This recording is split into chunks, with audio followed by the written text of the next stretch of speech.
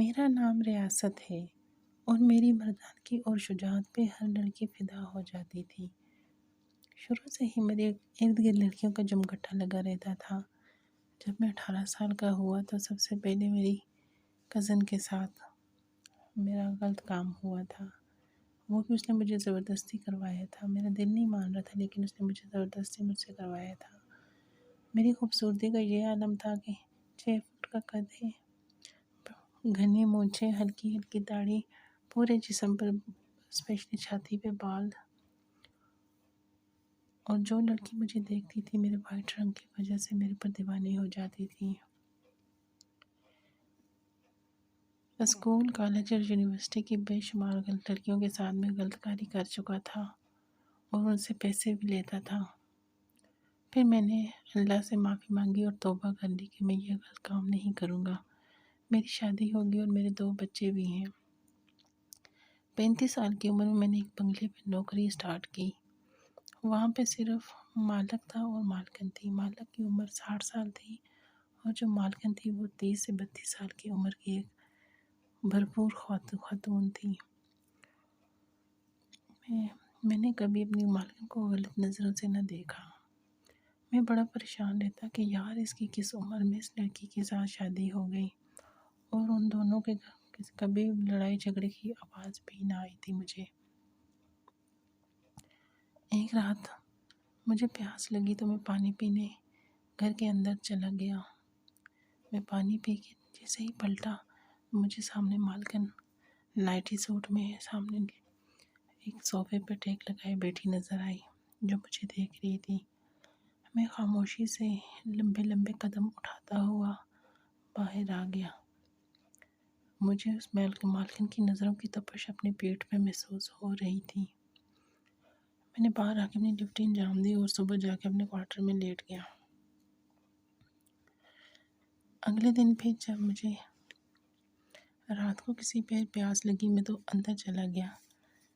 जैसे ही मैं गया तो पानी पीने लगा तो मालकिन मेरे पास आके बोली, एक बात बताओ, तुम रोज़ अंदर क्यों आते हो, तुम क्या चाहते हो? मैंने कहा मालकिन प्यास लगी, गर्मी का मौसम है, पानी पीने आया था। मालकिन ने कहा तुम्हारी प्यास बुझ जाती है पानी पीने से? मैंने कहा जी मालकिन, फ्रिज का पानी ठंडा है, प्यास बुझ जाती है। तो मालकिन ने कहा मेरी प्यास भी गर्म पानी से बुझा दो, मैं बहुत प्यासी हूँ, तुम्हारा मालिक तो कुछ कर नहीं पाता, तो तुम मेरी प्यास बुझा दो आज। मैंने कहा माफ़ कीजिए मालकिन, मैं अपने मालिक से गद्दारी नहीं कर सकता। जिस पहली में खा रहा हूँ थाली में, उसमें मैं छेद नहीं कर सकता। मैं जैसे ही बाहर पलटने लगा उसने मालकिन ने मेरा बाजू ज़ोर से पकड़ के अपनी तरफ खींचा और कहा मैं जैसा कहती हूँ वैसा करो वरना मैं शोर मचा दूँगी और तुम्हारी नौकरी भी जाएगी और इज़्ज़त भी, और तुम्हें पुलिस के हवाले करवा दूँगी। अब मैं डर गया था। मैंने पलटना चाहा लेकिन उसने कहा मेरी बात सुनो। मैंने कहा जी। कहने लगी मैं तुम्हें 10,000 रुपये में दूँगी एक रात का, तुम मुझे आज पूरी रात ठंडा करो, मैं तुम्हारी मर्दानगी देख। 10,000 का सुन के मेरे दिल में लालच आ गया और मैं मान गया। तो मैंने वहीं से मैडम को अपनी बाहों में उठाया और कस के अपने सीने से लगा के उसे मैं उसके बेडरूम में ले गया। मालिक जो है लेदर रूम में सोता था, उसने अपना बेडरूम रेस्ट के लिए लेदर रखा हुआ था। उसे वहाँ पे जाके मैंने बेड पे लिटा दिया। आहिस्ता आहिस्ता मैंने उसकी शलवार और कमीज़ उतारी और उसके दोनों दुद्दू ज़ोर ज़ोर से चूसने लग गया। वो भी दीवानी हुई जा रही थी। उसने मेरी सबसे पहले पैंट की ज़िप खोली और मेरे बबलू को निकाल के हाथ में पकड़ लिया और अंधाधुंध से चूसने लगी। मैं भी फुल गर्म हो गया था और वो भी फुल गर्म थी। उसने मेरे पूरे जिस्म को ऐसे चाटना शुरू कर दिया जैसे कोई पागल कुत्ता चाटता है। पूरा जिस्म उसने चाट चाट चाट के, हालांकि पसीने में मैं शराबू था, सारा पसीना वो चूस गई। और जब मेरा पानी निकलने लगा तो उसने मुंह में ही ले लिया।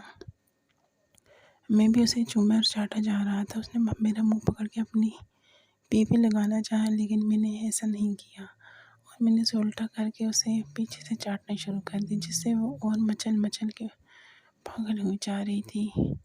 मैंने उसके दांत ज़ोर ज़ोर से दबाने शुरू कर दिए और मैंने जैसे ही उसे उल्टा लटा के पीछे से रख के ज़ोर का धक्का मारा तो उसकी चीख निकल गई और इतने में साथ के साथ ही दरवाजे पे ज़ोर ज़ोर से दस्तक होने लगी।